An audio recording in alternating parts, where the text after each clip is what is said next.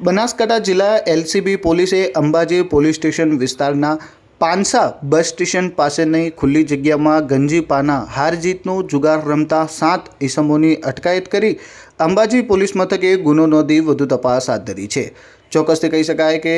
Ambaji police station વિસ્તારમાં LCB પોલીસે કાર્યવાહી કરી આરોપીઓની અટકાયત કરી છે। ખાસ કરીને વાત કરવામાં આવે તો બનાસકાંઠા જિલ્લા LCB police Ambaji police station વિસ્તારમાં પેટ્રોલિંગમાં હતી અને તે દરમિયાન બાતમી હકીકત મળેલ કે અંબાજી પોલીસ સ્ટેશન વિસ્તારના પાંસા બસ સ્ટેશન નજીક ખુલ્લી જગ્યામાં હાર જીતનો ગંજીપાનાનો જુગાર રમાય છે। જે બાતમીના આધારે ચોક્કસથી કહી શકાય કે એલસીબી પોલીસે